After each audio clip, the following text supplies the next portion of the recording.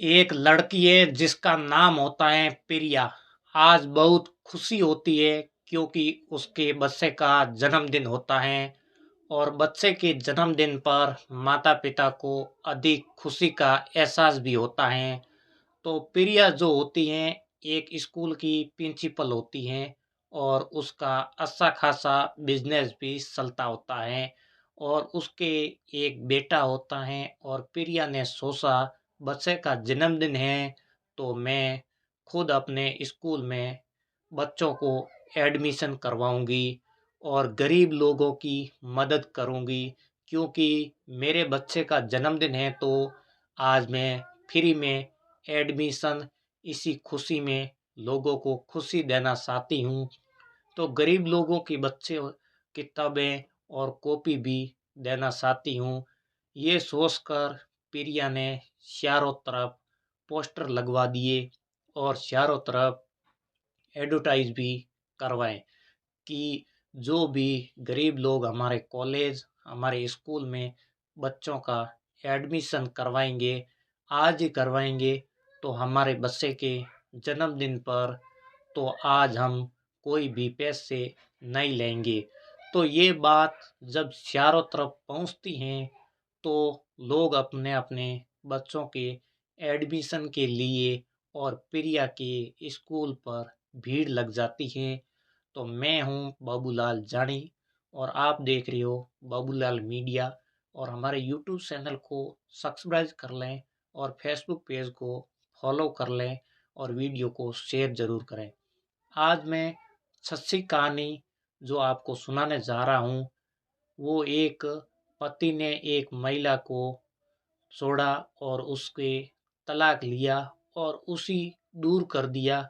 लेकिन एक दिन वो इतनी बड़ी प्रिया बनी जो उसका पति उसके पास लौट के उनके शरणों में गिर जाता है और वही कहानी जयपुर की है और जयपुर की एक प्रिया होती है जिसका अच्छा खासा बिजनेस होता है लेकिन एक लड़का से उसकी मोहब्बत होती है और जिस लड़के का नाम होता है राजेश और उसके वहाँ आता जाता था लेकिन शादी से पहले 5-7 बार मिलता है और शादी हो जाती है। जब शादी प्रिया और राजेश की होती है होने के बाद जब वो ससुराल जब प्रिया पहुंचती हैं तो ससुराल में जब पहुंचती हैं तो क्या देखती हैं कि 10 दिन बाद उसे उल्टियाँ शुरू हो जाती हैं। तो उसकी सास होती हैं उसे जांच कराती हैं तो वो प्रेग्नेंट होती हैं। तो 1 महीने तो उसके घर वाले सास ससुर उसको इतना लताड़ते हैं कहते हैं कि बहू ने तो हमारी नाक ही कटा दी, ये किसी से संबंध बनाकर आई हैं, ये तो गर्भवती हैं। लेकिन उन लोगों को ये पता नहीं होता है। उस समय राजेश भी नहीं बोलता है कि मैं पहले शादी से इससे मिलता रहा हूँ लेकिन उस घर से निकाल दिया गया है। बेचारी परेशान हो और परेशान होकर के प्रिया को समझ नहीं आया। उसकी एक फ्रेंड थी वो बम्बई में रहती थी जिसका नाम था रीता और वो कहती हैं रीता को फ़ोन लगाया का खास ऐसे हो गया है अब मैं कहीं की भी नहीं रही हूँ, मेरा कोई सहारा नहीं है।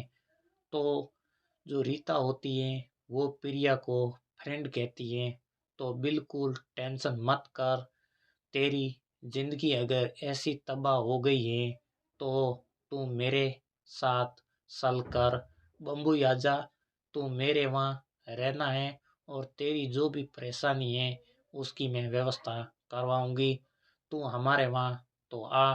तो उसके बाद में वो टिकट बुक कराती हैं और उसे अपने वहाँ बुला लेती हैं और एक नेक लड़की होती है और प्रिया और उधर रीता भी उसकी हमदस्त हम दोस्त हो जाती हैं और अपने वहाँ बुला लेती हैं। जब उसे चेक करवाया जाता है तो वो प्रेग्नेंट होती हैं लेकिन रीता कहती है कि ये गर्भपात है करवा दो, लेकिन वो कहती है नहीं, जो भी इसके सहारे से मेरी ज़िंदगी कट जाएगी तो उसके एक बेटा होता है। अब प्रिया सोचती है ऐसे कैसे काम चलेगा, तो छोटे-छोटे बच्चे को उसके घर पर ही ट्यूशन और पढ़ाना शुरू कर देती है। और घर पर जब ट्यूशन पढ़ाती हैं तो पढ़ाने के बारे में धीरे-धीरे कुछ पैसे की मदद होती है और वो रीता की मदद कर देती है और वो खुद का एक कॉलेज और एक स्कूल अपना खुद का बना लेती है। और खुद को स्कूल बनाने के लिए बाद और ये स्कूल में पढ़ाई करती थी और भी शिक्षक और शिक्षिका आते हैं और अच्छी सी पढ़ाई प्रिया कराना शुरू कर देती हैं और बहुत सारे नंबर एक पर उसका स्कूल वहाँ पर आ जाता है। तो उसके बच्चे जो एक थे वो लगभग उसकी 7-8 साल की उम्र थी और उसने सोचा बच्चे का जन्मदिन है तो कुछ नया किया जाए और बहुत खुशी रही थी। तो बच्चे के साथ सोच रही थी कि पति नहीं है तो बच्चे से ही मेरी ज़िंदगी कट जाएगी। तो उसने जन्मदिन की खुशी में वही काम किया कि कुछ बच्चों की खुशी दिया जाए, क्योंकि गरीब लोग बच्चे हैं उन्हें कुछ ऐसा किया जाए तो अच्छे स्कूल में नहीं पढ़ पाते हैं। तो उसने पोस्टर लगवाए और मार्केट में पोस्टर भी छपवा तो गरीब लोगों ने देखा कि अच्छी स्कूल में फ्री में एडमिशन हो रहा है। आगे होगा ये देखा जाएगा। अपने अपने जो भी एड्रेस होता है, जो भी डॉक्यूमेंट होता है वहीं पर पहुंचाते जाते हैं और लगभग उससे 100 बच्चों का एडमिशन नियुक्त किया जाता है और 100 बच्चों का एडमिशन किया जाता है और लाइन लंबी लग जाती है और लोग आते हैं और बच्चों का एडमिशन कराते हैं और खुशी लेते हैं और मिठाइयाँ खिलाते हैं और प्रिया और उसका बच्चा और सबको कॉपी और पेंसिल भी देते हैं और उस दिन बड़ा अच्छा रहता है। और जब लोग भीड़ की खुशी मना रहे हैं और जितने में भी एक क्लास टीचर स्कूल में जो भी बच्चे सब बड़ा अच्छी तरीके से, लेकिन इसी बीच जब एडमिशन हो रहा था तो एक आदमी पहुंचता है और जैसे ही खिड़की खोलता है, गेट खोलता है, तो उसके साथ छोटा सा बच्चा होता है और वैसे जैसे ही ऑफिस में दाखिल होता है वो तो उसी देखकर प्रिया हक्की बक्की रह जाती हैं। कहती है आप, अरे राजेश, ये बात क्या है। अब देखा अपने पति को और पति ने जब प्रिया को देखा तो नीचे सिर करके ऊपर को उठा नहीं पाया, क्योंकि पहले वो शराब भी पीता था और गलत काम भी करता था। अब कुछ नहीं बोला तो प्रिया ने पूछा, जो लोग थे वो बाहर कर दिया और ऑफिस में अकेली रह जाती हैं तो उसकी दिशा क्या है। और फटे हुए कपड़े हैं और पैर में संपल भी नहीं है, आपका बर्तन भी जर्जर हो रहा है, ये बालक कौन है। तो राजेश की आंखों से आंसू बहने लगते हैं और कहता है बस वही मत पूछो, जो भी किया वो मैंने किया, मैं कुछ बोल नहीं पाया। उस समय माँ ने और पिता ने तुम्हें घर से निकाल दिया, लेकिन माँ ने कुछ समय के बाद मेरी शादी करवा दी और शादी करवाने के बाद मेरे एक बेटा भी हुआ था और जिससे शादी हुई थी वो मुझे छोड़कर चली गई हैं और उसने दूसरी जगह विवाह कर दिया है। समय चलते में और माँ भी खत्म हो गई और पिता भी खत्म हो गए, कोई सहारा नहीं रहा, तो मैं बम्बई आ करके मजदूरी करता हूँ और मेरा और ये बेटे की उसकी पालन पोषण करता हूँ। मैंने आपकी पोस्टर लगी देखी तो मैंने ही समझा कि आप हैं, इस बच्चे को एडमिशन के लिए लेकर आया हूँ। जब बात सुनती हैं तो वो प्रिया उसे बच्चे को गोद में उठा लेती है। खास राजेश, आप रोने नहीं, रहने समय नहीं रहा, रोने का वक्त नहीं है। मैं अगर रोती तो आज ये काम नहीं होता। हिम्मत से काम लो। ये सब कुछ आपने सोचा, आज से मैं वहाँ अकेला हूँ और अकेली। मैं अपने मत समझो, आखिर मैं आपकी हूँ।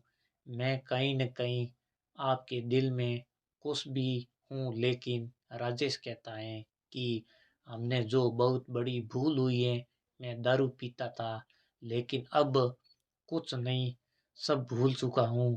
केवल अब मेरा कोई सहारा नहीं है। तब तक उसका बड़ा वाला बेटा आ जाता है जो प्रिया को कहता है। राजेश उसे गोद में उठा लेता है और बेटा कहता है, माँ, ये पिताजी अगर होते तो सब बच्चे जाते हैं तो बाजार घूमने का। मेरी भी किस्मत पिता का सुख होता तो मैं भी जाता। लेकिन जब प्रिया माँ होती है वो कहती है, आज से तुम्हारे यही पिता हैं, तुम जिनकी खोज कर रहे थे। अब प्रिया होती हैं उसके बच्चे को उठा लेती हैं और राजेश अपने बड़े बेटे को उठा लेते हैं और दोनों पिछली बातों को भूला करके और आंसू झरझर बहा जाते हैं और लगते हैं और याद करते हैं और रोने भी लगते हैं। तब दोनों को धीरज बनता है, एक दूसरे को कस्में खाते हैं कि आज से कुछ नहीं होगा। लेकिन सब बातें को भूल करके वही अपने पति पत्नी की जिंदगी से गुजारने लगे और नई जिंदगी उसे फिर वहाँ से शुरू करती हैं। तो इसी कहानी का सुनाने का उद्देश्य हमारा ये है कि किसी को परेशान करना नहीं है और किसी का दिल दुखाना नहीं है। क्योंकि आजकल जितने भी परेशानियां बढ़ रही हैं वो हमारे और आपकी ही कमी से बढ़ रही है, ना कि दूसरे से। हम समझ नहीं पाते हैं कि क्या हो रहा है, क्या नहीं हो रहा है। हम जल्दबाजी में कुछ भी कर बैठते हैं और बच्चे का प्यार नहीं करते हैं और पति से प्यार नहीं करते हैं। फिर लड़कियां तलाक ले लेती है और लड़के तलाक दे देते हैं। जब तक समझ आती हैं तब तक जिंदगी काफ़ी दूर निकल जाती है। इस कहानी का सुनाने का उद्देश्य यही है कि जागरूकता बढ़नी चाहिए और जहाँ परिवार बिगड़ रहे हैं उनकी समझदारी रहना चाहिए। आज के लिए बस इतना ही। अगर हमारी कहानी अच्छी लगी हो तो वीडियो को शेयर ज़रूर करना और हमारे यूट्यूब चैनल को सब्सक्राइब करना और फेसबुक पेज को फॉलो ज़रूर करना। और अगले नई कहानी में मिलेंगे। राम राम, नमस्कार।